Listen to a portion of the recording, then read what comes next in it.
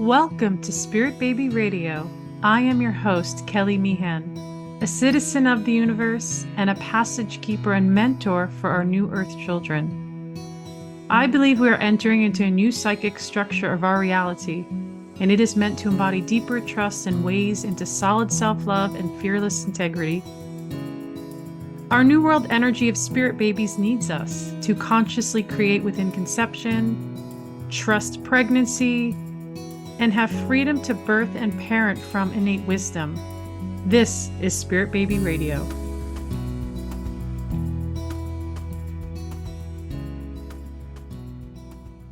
Welcome to episode 251, August 2026.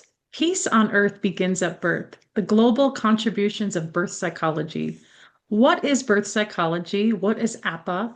How can we collectively continue to support this expanding field? What positive changes are coming? I have two special guests today, and I'm so excited. We were just talking so much before the conversation. We're like, wait, we need to record this. Welcome, Wendy and Ashley. Thank you so much, Kelly. We're so glad to be here. We're so excited to chat about all things birth psychology, all things like pre and perinatal psychology. And I think how Ashley and I use this in our personal, professional lives outside of APPPAH in our own communities. And I'm just excited to be here with you. Yes. Well, thank you. And I always go into how we've met. And I feel like I don't know the moment we all met, but I was just sharing that I've learned about APPPAH, like birth psychology, 18 years ago in my studies. And I was so in infancy for me, and I wasn't really in the field, but I met a lot of amazing people. And through the years, and these ladies know I talk so highly of birth psychology in that field. And as we're going to get into, I'm going to read both of your Sweet Here bios, and I want to jump in after that and just, I want to hear your heart. Like, here, I'm going to prepare you. Like, why birth psychology? Like, what really brought you both into that space? And let me just share your, I'll start with you, Ashley. Ashley, I didn't get the proper, I don't know how to say your last name. Can you say it for me? Yeah, it's actually Makan. It's actually of Arabic origin, and it means the place. I just I think love it's it. beautiful because I my would have said it maiden wrong. name is so boring. So it's like I have a unique last name finally. I love it. Ashley Aiken is the Executive Director of APPPAH, and we'll tell you what that is in a moment. What is APPPAH? A prenatal and perinatal educator, full spectrum doula, Reiki Master teacher, and advocate for the field of birth psychology. Her work traces the formative influence of our earliest beginnings, where body, psyche, birth, and belonging first take shape, and explores how these fundamental experiences ripple outward into embodiment, relationships, and the architecture of culture itself. And I have here also Wendy Bruns, right? Bruns, Oh, yeah. close. Wendy Bruns is APPPAH's Outreach Communications Director and a passionate advocate for expanding public awareness of prenatal and perinatal psychology. Through her work with APPPAH, she helps bring the science and wisdom of birth psychology into broader conversation with families, professionals, and communities. Outside of APPPAH, Wendy is heavily integrated into her local community as a doula, educator, and placenta specialist. She truly believes the community is central to fostering the healthiest beginnings, and the peace on earth begins before birth. Well, thank you both for being here. Thank you for having me. Thank you. So I'm just gonna grab you, Ashley. Yeah. Birth psychology, like where's the passion heart? Like yeah, why? Well, first, let's talk a little bit about what is birth psychology. Prenatal and perinatal psychology is essentially a multidisciplinary study of the earliest human experience. So, from preconception through the first few years of life. And we're studying attachment, epigenetics, affect regulation, and neuroscience all combined to see how we develop as humans. And ultimately, this shows us how we will perceive life moving forward, physically and emotionally, how we perceive the world around us, and how we respond physically within our bodies, even down to our long-term illnesses as we get older, So it's something that really truly applies to anyone who's ever been born, and it's why it's become my favorite subject. But I never expected to be in this field. My background was in spa management years and years ago.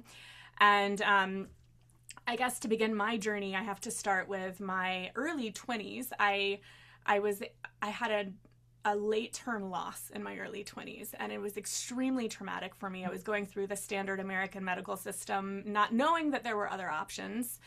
And I lost my baby at 19 weeks, and I was devastated. I remember being so surprised by the disconnection between me and my baby that I experienced in that process, and no one wanted to talk about it. I went to my 6-week postpartum appointment. My doctor was like, "Oh, your body looks great. Do you want any psych meds?" And I was like, at 21, I'm not allowed to feel this. So I buried it. I became very good at business, and years later, I eventually had to seek some therapy to move through the grief process involving all of that and understanding myself and all of those pieces. But when I had my daughter, nearly a decade after that, I had been in the spa industry for a while, and I had been in management. I was hiring and firing, and I was like, I don't like this. I miss the connection piece.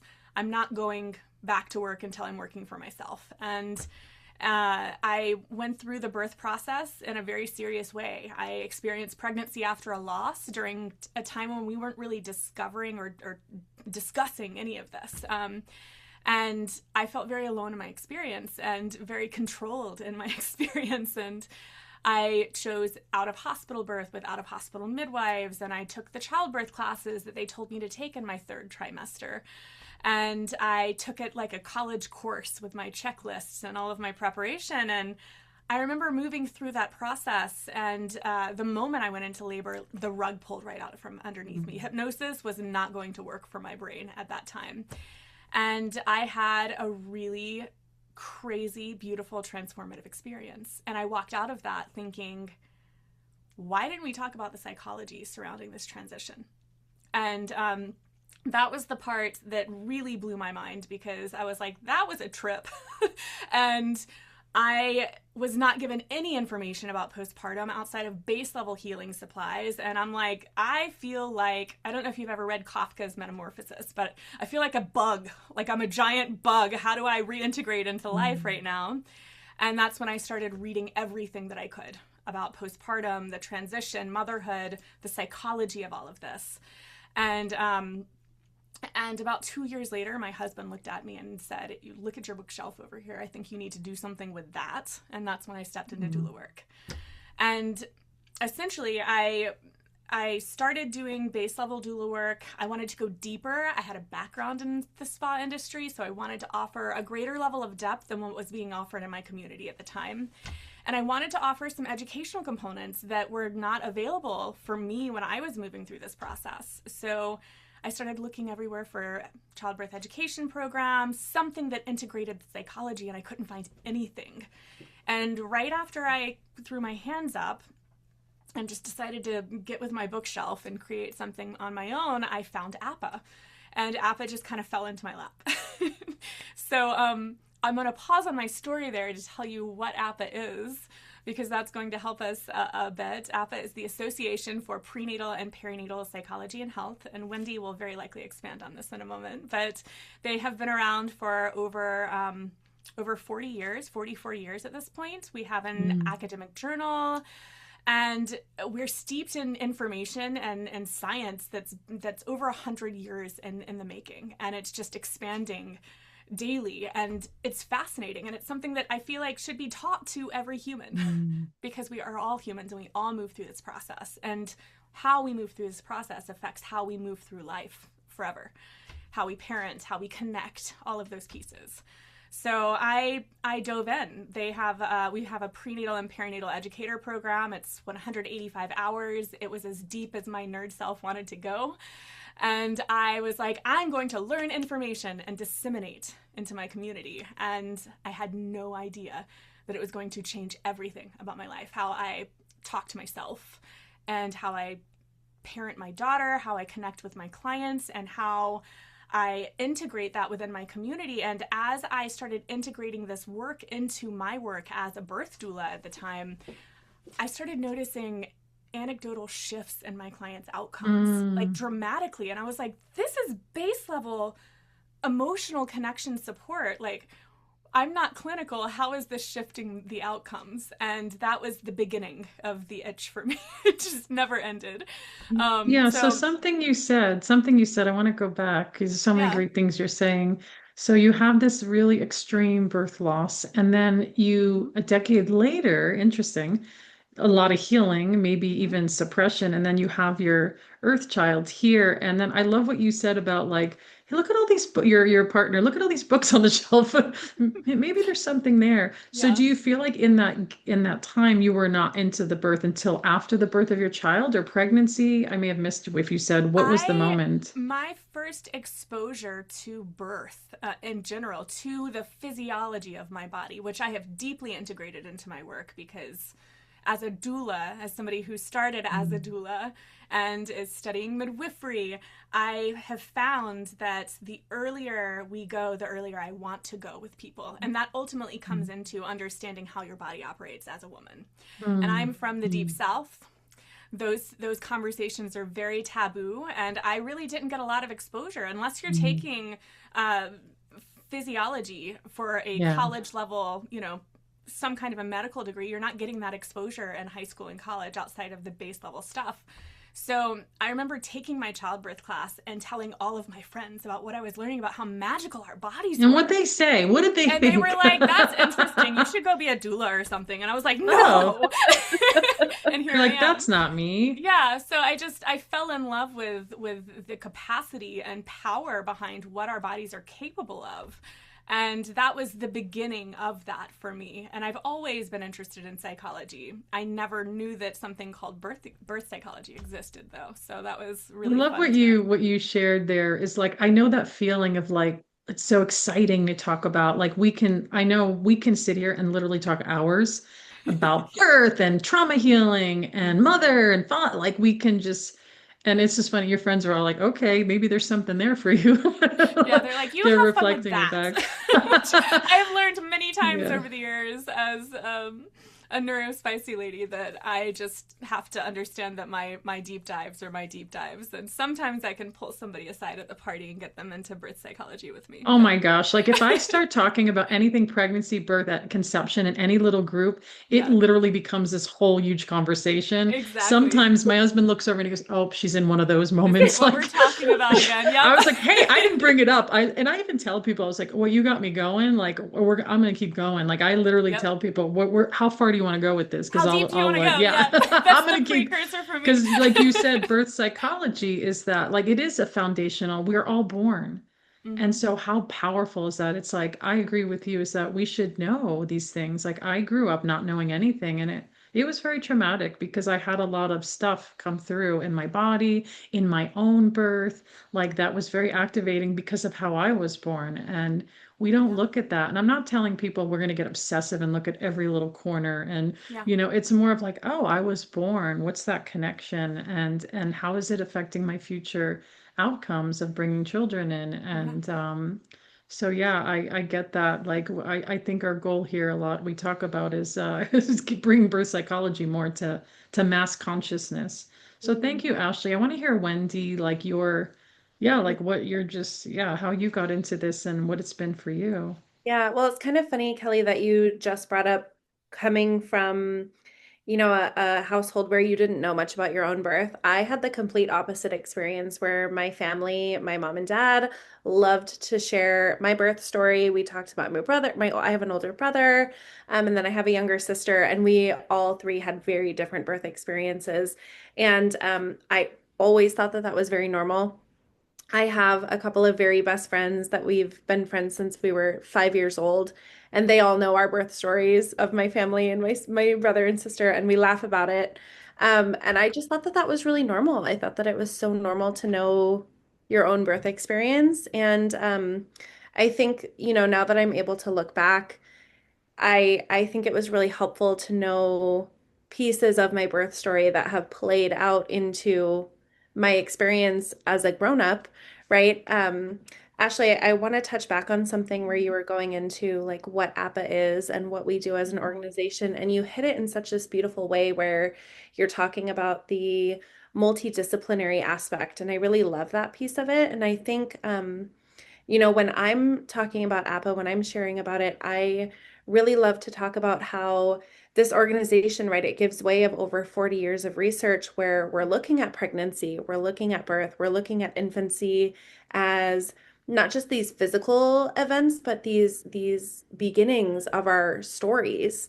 And that research shows that these earliest experiences shape our physical health, they shape our emotional patterns, they shape how we feel safe coming into the world. And I think that APPA as an org, spending decades understanding this connection and being able to turn it into education for parents, for birth professionals, for, we all have our own birth story.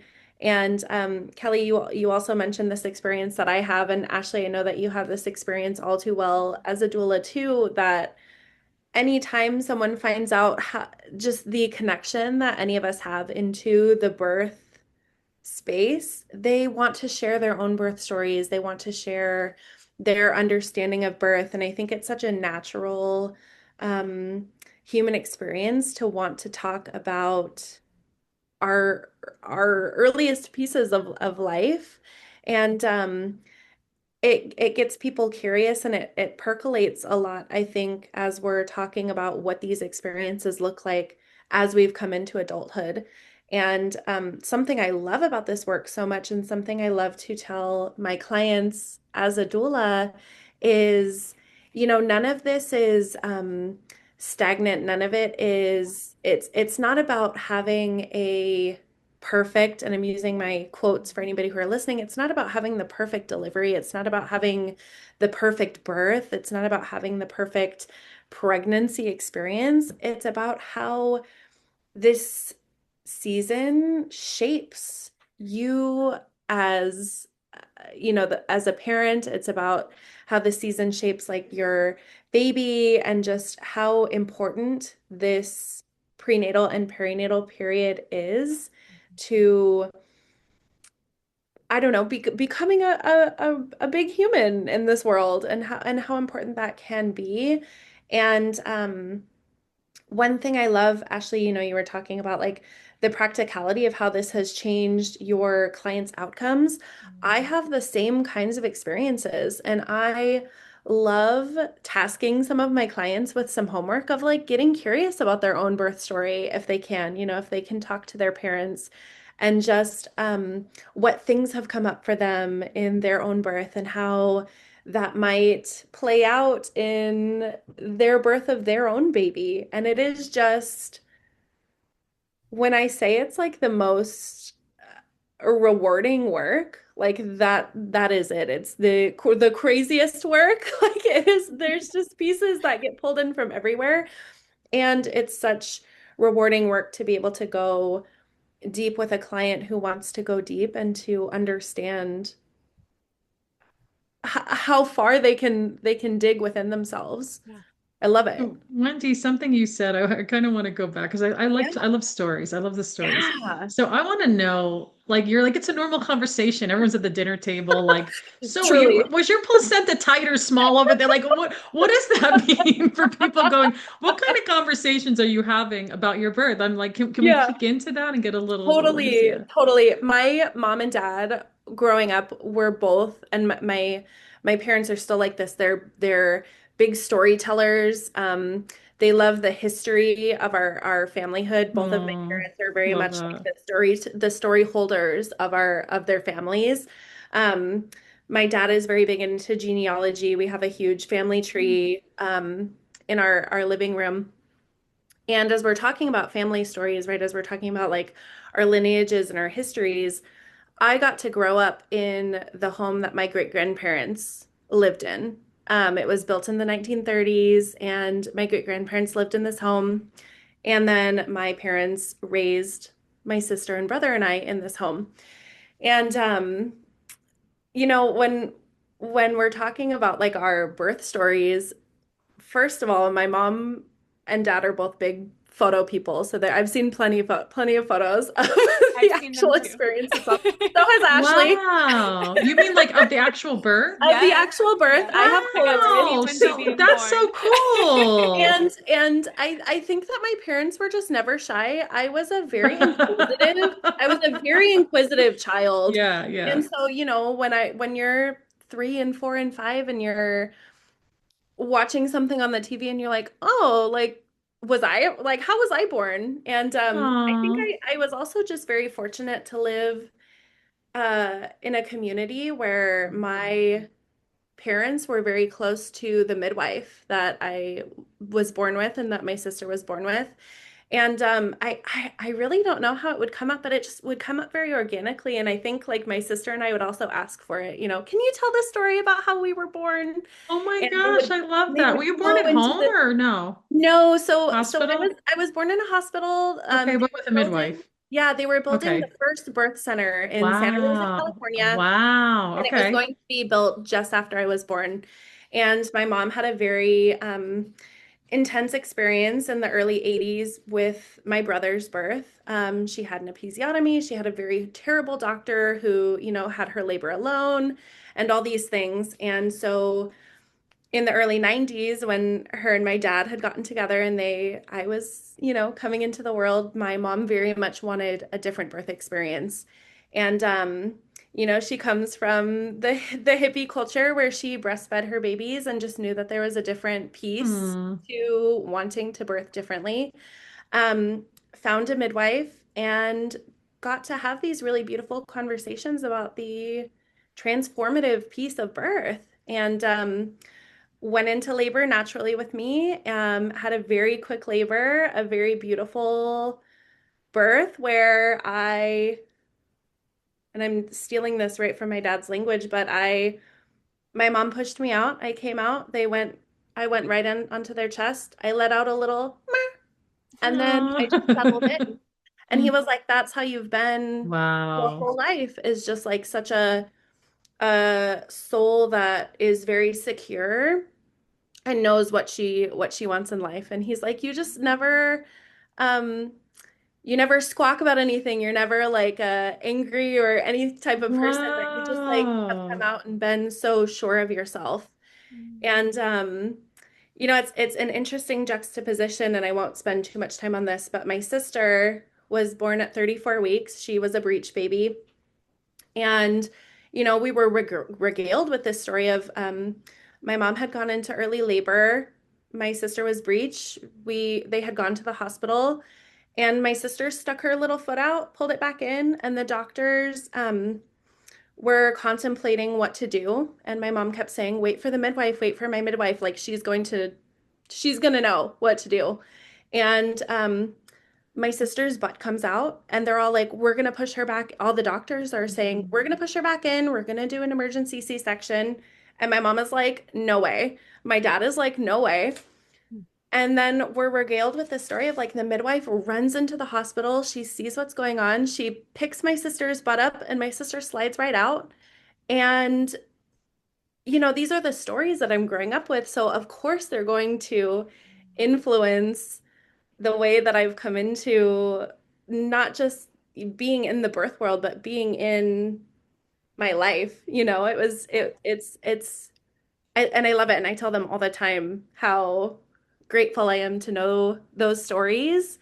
And the more that I spend my time unpacking and learning more from APPA, the more I want to know about my own birth story in terms of like, who was there in the room? Who, like Mm. what and I know, like in my birth, for example, I didn't have any Pitocin. There was nothing in that, space. And so, like, it's the more uncovering that I continue to do well into my 30s has been so fun. And it's been such a beautiful preconception journey for myself and for my partner as we like continue to have these conversations. And I welcome anyone who's listening to like continue to just be curious. Like that's Yeah. the biggest piece of it is just get curious.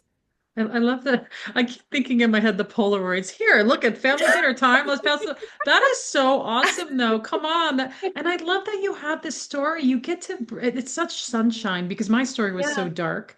Yeah. And you're actually your story is like giving me something very powerful now. And then I look at like your what you're doing now in birth psychology.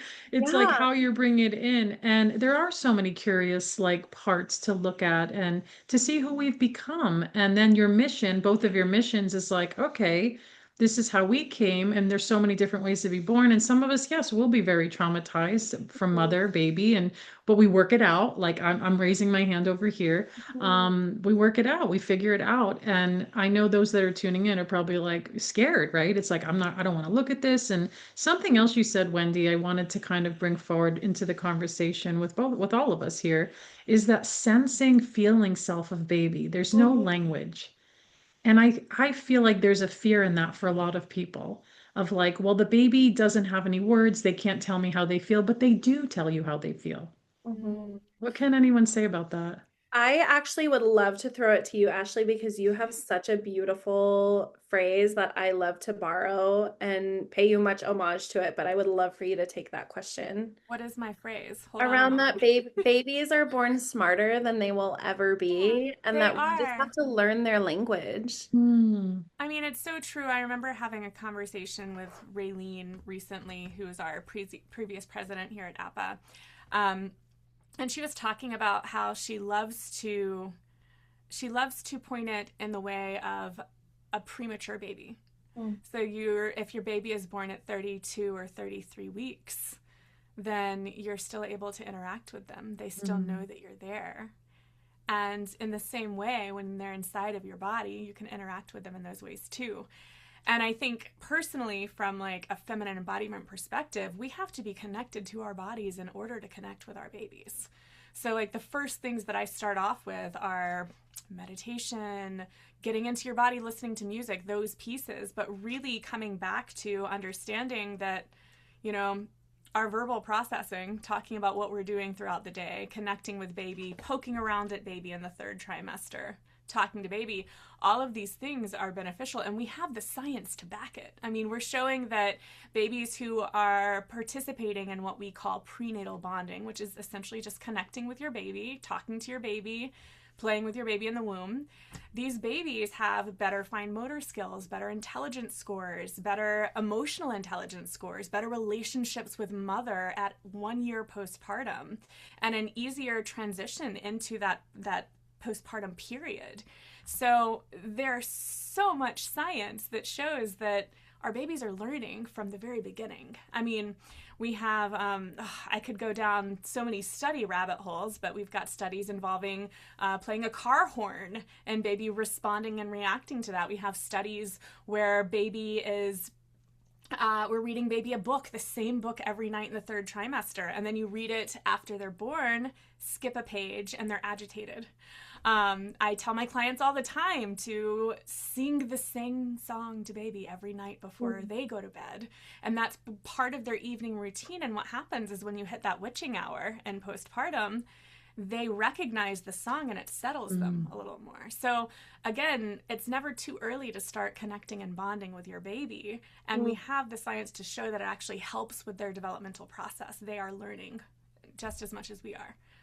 And I know we're talking about that pregnancy, that moment, that connection, but when you're talking, I'm kind of going back even further. Yes. And I'm remembering some stories I heard in the pre and perinatal psych program Yeah. where I'm not even going to get it right, but they were doing IVF and Mm-hmm. there were nuns doing IVF. I don't know why it was nuns, Mm-hmm. but the spirit and the soul were there in the space. The baby was like, the embryo's there, but like, we have a lot of different ideas on that. So it's like that embryo, how had consciousness, it was there. There was a soul connection. And again, I can't even remember the details of this. And later on, there were things that this little being were connected to that were like almost, I swear, I don't know if I'm saying it right now, but it was like they were nuns, these black, like black shrouds, nuns. And they said this child was very much interested in people that were like in shrouds. And even Darth Vader came up. I don't know if you both know this story. And it was like,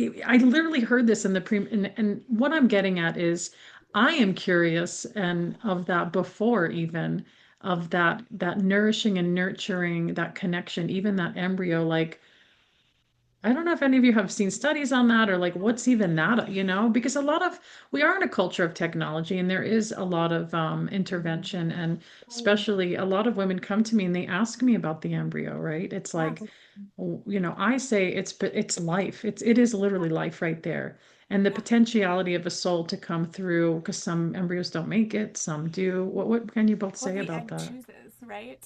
The egg chooses how this works, and I mean, we're now looking at when it comes to embryology, we're looking at new concepts like microchimerism, Mm. right? Where our babies are deeply connected with us in a way that we share, but like we share actual DNA with them forever, Can and you we're define even that real finding, quick? Sorry, define yeah. micro, people don't know. Yeah. Okay, so help me, Wendy, if I'm getting this wrong, but essentially, microchimerism is a kind of like a melding of DNA in a way. And I remember recently one of our president of education or vice president of education here at APPA was talking to us about microchimerism specifically in regards to even connecting with uh, partners sexually and holding in their DNA for years and years, and that can show up in subsequent babies. So there's a lot of really cool new research that's talking about how interconnected we really are. And that, I mean, that really ultimately comes back to that's the biological expression, in my opinion, of interpersonal neurobiology, right? We're all connected, there is no disconnect. And and that's what I love about this subject because it pulls me deeper into my own experience, not only my birth experience, my personal birth experience, but my births my births that I my loss and my daughter and those pieces. It helped me name things that I had experienced that I had a difficult time expressing because there was no, like Wendy said earlier, no language for that in regards to talking to your baby and communicating with baby. Um, I would really like to point out anybody who's interested in learning more about microchimerism, Dr. Ikagawa's work out of Japan is a really great place to start to dig into that information, and it's a fun rabbit hole to go down. But I keep thinking about a story, a personal story of mine, and in regards to my miscarriage and then my daughter's birth that has forever floored me. And I didn't really understand the gravity of that until I started learning about birth psychology. Um, so when I had my daughter, I remember having a moment when I had my miscarriage. Before I had my miscarriage, I was having some difficulties, and I remember talking to my baby about how this was not good timing, and I was very Mm. stressed, and I didn't want her to be born into this environment. And I miscarried about a week and a half later. And Mm. for years and years, I could not even speak on that because I felt so much Mm. blame that I had asked my baby to leave. And she had listened to me. And I kind of like put that out for a very long time until years later when I went into therapy and processed all of those pieces out. But when my daughter was about 3 years old, and this was before I found birth psychology, like right before I found APPA, she looked at me one day and she said, "Mommy, I got to be in your tummy 2 times." And I'm like, "What?" Because I had never discussed that with her at all. I didn't talk to anyone about it really at the time. And I was like, "What? Tell me more." And she's like, "Well, I was in your tummy one time, and I didn't. You weren't ready. You weren't ready. So I had to go away, but I came back, and I came Oh, that's out." amazing. This is And that my was kind of really really story. cool to like really delve into the whole communication with baby prenatally. I mean, I was 18, 19 weeks gestation. And as we know from an early development perspective, Mm. babies can hear before they ever develop ears. This is a full nervous system experience, and that starts at 13 or 14 weeks. So being able to connect with baby in that way and to see like years down the road that it all was deeply interconnected is so fascinating to me, and I'll never forget it. Thank you for sharing that. That's a very big story because you're so open to receive it. I think that's the biggest piece because I know a lot of mothers wonder about that. Like, is my baby going to be here? Is it not this birth loss? And I always tell women in birth loss, it's such a unique experience as your own is. And that's what you were meant to be a part of. But it's interesting with the gap of all those years you're working through your own turmoil and Yeah. uncertainty, and there's so much around that. And there's such a self-responsibility, I feel like, with birth loss because the mother feels like she's Mhm. done something wrong all the time. And it's Mhm. so much more. I always say there's a sovereign soul that has their own opinion. There's Yeah. another life. It's not just you going, "Oh, my arm hurts and I need to heal it." That's a part of you. It's like this that a whole other being in a person. And yeah, Yeah. I know others will be very curious about, that for themselves as well. Thank you for sharing that. Yeah, I think I mean, to really come back around, it really is a deeply interpersonal experience.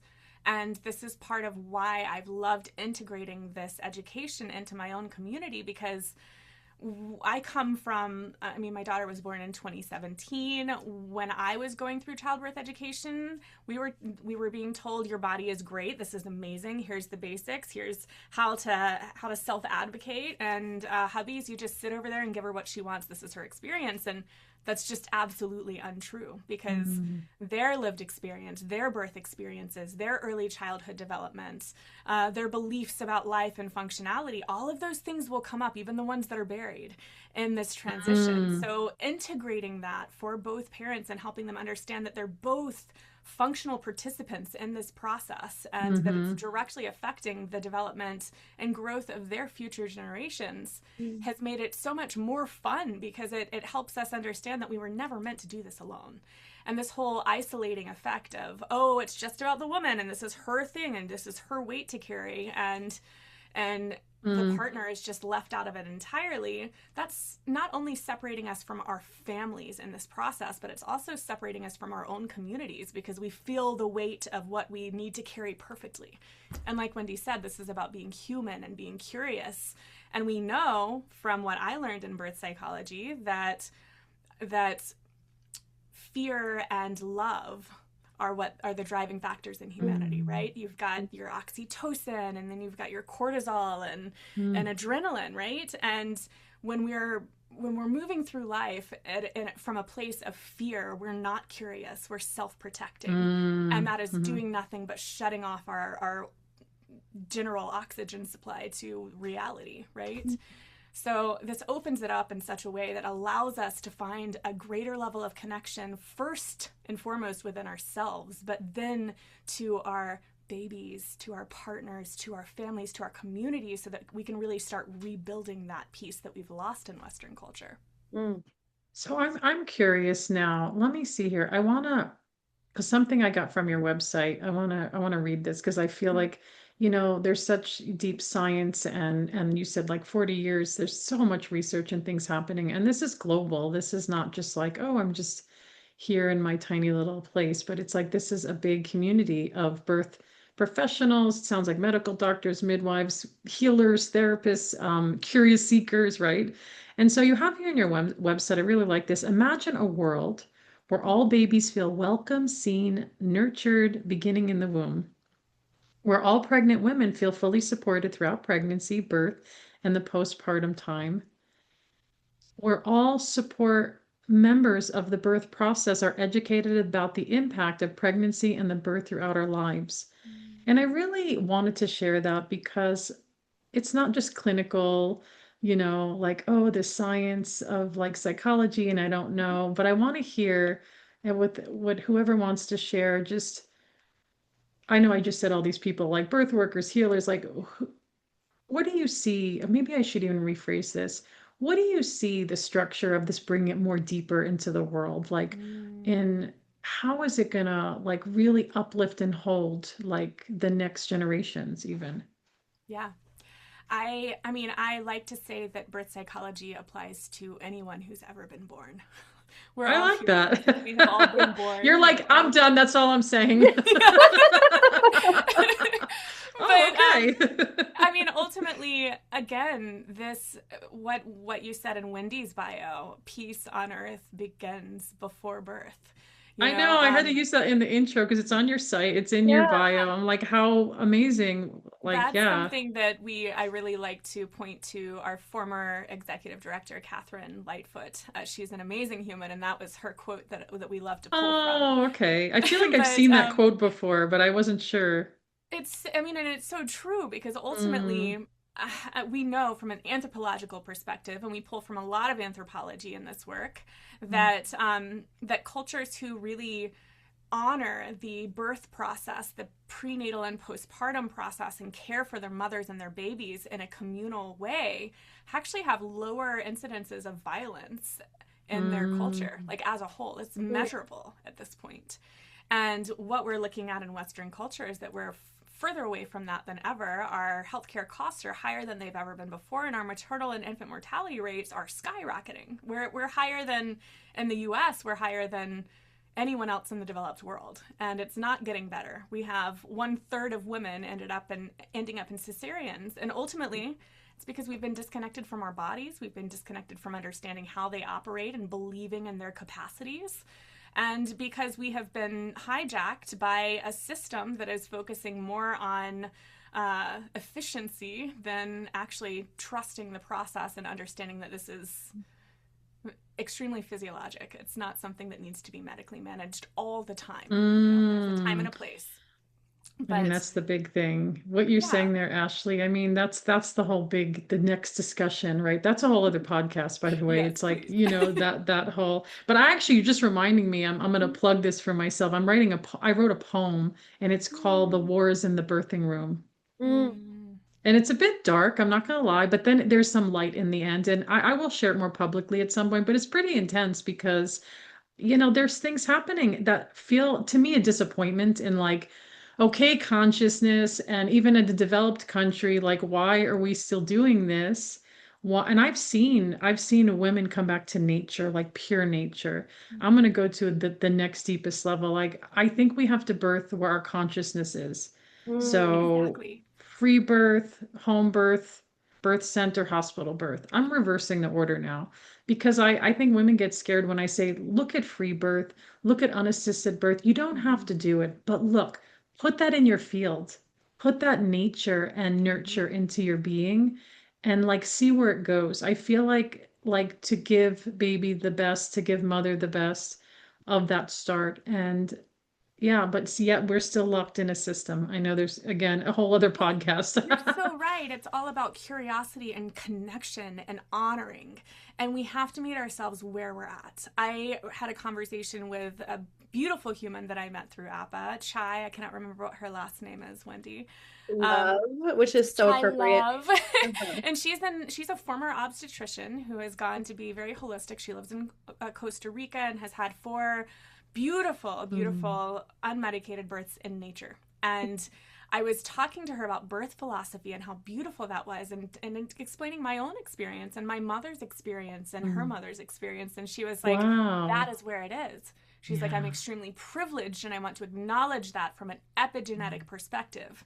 That my past generations, my mother, my grandmother, my great grandmother, I'm multi-generational home birther, and I feel safe and Whoa, multi-gener. ecstatic about Wow. birth because it has always been safe and ecstatic within my bloodline. Mm. And that is Oh, something that we wow. really have to be honest with ourselves, and understanding that we can't expect to have an orgasmic birth when we just found out what birth psychology was in our 3rd trimester and are just Mm-hmm. learning about what our bodies are moving through. This is a lifelong process of feminine embodiment and really reconnecting with that power within us, and understanding that this is multi-generational and we're just doing a little bit better than the last generation did, and that's all we can ask of ourselves. Mm.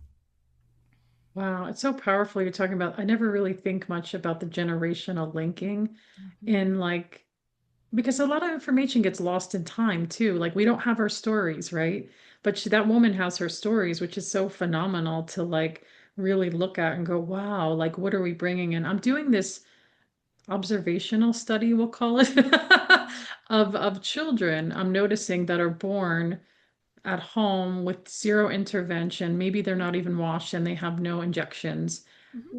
They're different. I'm sorry, like they're different. Not to minimize children that have gone through, beat up and gone through, a lot of intervention and, injections. It's different. It's giving their body and stress and the nervous system a completely different outlook. And I am so freaking curious because energetically, I'm seeing something very different with children like that. And again, I'm not minimizing. I think all children are so beautiful and amazing.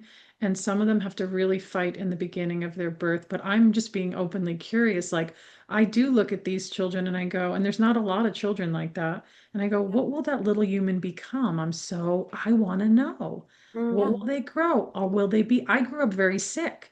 Yeah. So I'm looking at that going, will that kid just be like healthy, like just naturally, like their immunity, Well, I or think will that there be a, yeah, Yeah, I think that they're being set up for a much set up, yeah. easier movement through Mm, life. It doesn't mean that they are going to be any more or less sick Yeah. than children born in a less than ideal setting, right? Mm, But that initial imprinting yeah. does affect us. And ultimately, like looking at Ray Castellino's work on the Yeah. social field and them being born into a calm microbiome, right? Where Mm, they're imprinting safety and connection as their first moments of experience outside of the womb. And then we have to come back to what that old paradigm looks like within the mm, medical model, that they are still teaching. This is actively still in textbooks, and it's outdated from a scientific perspective, that mm, that babies don't remember before the age of 2. So these medical professionals are in a very fast-paced environment. They've been taught that babies don't remember. We can do whatever we need to with them. We don't have to talk to them or explain to them what's happening, or make them feel less pain in the process. mm, And all of that exposure that you're talking about, the poking and the mm. prodding and the Yeah. not treating them as if they're already mm, human to begin with Yes. autonomy, Yeah. is directly affecting that early imprinting. And that does not mean that a baby born in that environment, I was born in a military hospital, cannot find their own healing in that process. I also think that we kind of choose what we're coming into, and we know what pathways we're going to be working through as we move through our own lives. Okay, I want to redo my contract. Can we go back and like redo it because I'm like not doing it. I don't like it. Which is why I'm on a mission for babies to be born. But I had to Right? kick ass with my own lineage because this I'm is telling interesting. you. My mother was born at home. She was home birth, but I was told Mm, it's because they were poor. So the yeah, consciousness was different.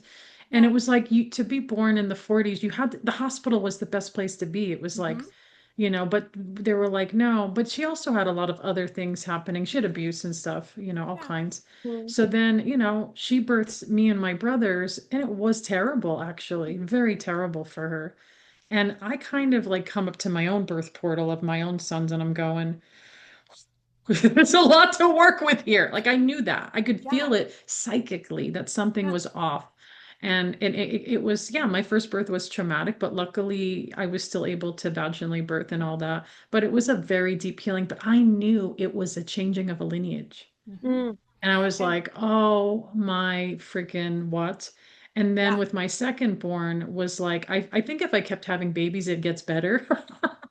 But Yeah. I'm like stopping. But with the second, it was like incredibly like peaceful. I was actually mm. orgasmic. I didn't try to do that, by the way. So Wow. there was a rift in reality somewhere that shifted that I knew that I'm changing the birth stories of, and I'm hoping, and my sons move on and they didn't have like any interventions and like what will their future children be? I don't know. Mm. If even, who even knows? But it's like I think we can all do better to create the best gentle foundation and work Mhm. towards the healing. Wendy, what can you say about that? Well, I really resonate with pieces of both of your statements here, Ashley and Kelly, because I'm sitting here and I'm listening and hearkening back to something that we were talking about earlier, where it's not the place, home is not always the perfect place for birth, right? Exactly. You can never have the perfect birth, but it's how you're coming into these experiences and what your understanding is, as we're again talking about like these lineages pieces that are being passed on through what's being held in your body, what's coming in through your mind, and understanding that can be so helpful for moving through your own birth of your own babies, or really coming back to understanding what that experience was for you during that time. Mm-hmm. um it's interesting because I've been having these like kind of mini thoughts coming in about another really beautiful phrase that we like to use at APPA, which is womb ecology is world ecology, right? And what I really think about is a couple of pieces. One is how the way that we experience our first environment, right, in the womb really shapes and sets the pattern for how we treat our environments afterwards, when we come earthside. Our family, our community, we can go even bigger, right, into globally or planetarily, like how are we treating our planet? Um, but I also really like to think Mm. too about the womb itself as its own ecological environment. Um, Having our hormones, the signals, like our own microbiome, understanding how to manage and mitigate stress if you have are in a particularly stressful environment, and how all of that is in constant exchange between mom and baby, between like what's happening in our world. And I'm just like really sitting with that because it's so pertinent into what we're having a conversation about. And I'm like sitting here just like percolating on a lot of that. Yeah, there's so much more to say, but we're coming to the end now, and I want to hear, ways that people can follow you or find you or even join APPA, not just APPA, but your own, like your own work and their own curiosities, whoever wants to share ways to best. Yeah. Can I take that a Yes, little bit, Ashley? Just go for it. like we've been talking this entire time, right? APPA has been an organization with over 40 years of research. We have beautiful educational and teaching hubs where we do teach and educate on prenatal and perinatal psychology. We have a lovely intensive program called Prenatal and Perinatal Education Program, where you can go in depth and learn about these things. Ashley, you mentioned it's 185 hours. You'll have a mentor to kind of shepherd you along that journey and really like allow you to percolate on different things that are coming up for you through these 12 different modules. We also have tons of different, much shorter courses than a 12-month course, but much shorter for you to just kind of pick and understand what pre and perinatal psychology is, what birth psychology is. You can learn from our founders here at APPA and just all these different pieces. So I'm sure, Kelly, you'll include like our link to our website in our show notes. Um, Ashley and I are happy to share our emails as well if you just want to get in touch with us in terms of like questions about APPA or questions about that. Ashley, maybe you can talk a little bit about like how accessible we are on social media and how you can chat with Oh us in our yes. DMs and all that good stuff Please, too. yes, join us on social. We've been going live a lot. We have some really great educational information that we're putting out there, and I always love having a conversation via DM. So like, please connect with us. We're so excited to talk about our favorite subject. Yeah, I think also one thing that Ashley and I have been on such a big mission about as being some younger folks in APPA and really seeing how deeply we can integrate this into our own communities as doulas and our own personal work. Mm. One thing I love, we do a free summit, we call it Birth Psychology Month. It's in March. It's every March. And so it's always just a great way to kind of like sit and percolate and like understand how this might be in your own personal work. So we always just like to invite folks to mark that on their calendars to come join Ashley and I through the entire month of March. It's But that our we're favorite we're month. forever, yeah, it's truly like our favorite month. We look forward to it. But just that we're forever doing different joint ventures and courses with all different kinds of people from every single walk of life. We're currently doing our Black Heartbeat series with our amazing programs coordinator, Shatia Owsley. She's really highlighting some amazing voices in the community to talk about birth from many, many different lenses. And so there's always different ways to just get in touch with us. And like Ashley said, Instagram, Facebook are always the first place that you ever want to go to find out more about what we're doing. And then that is also birthpsychology.com if people are Mhm. like so eager to kind of check into that. And I wanted to share that I've been on APPA's live and I've been invited to events to speak and Instagram, which has been really awesome. And I encourage people to join membership, but even if you don't join membership, join the email list. And it's so full of great stuff and different events and things that are coming up. I wanted to share, ladies, I'm not sure if we talked about this, but it says 10% off payment plan with a code. Is this Yeah. something? Yes, Yeah. we would love to offer for our prenatal and perinatal education program in particular. We would love to offer a gift for anyone doing any of our payment plans.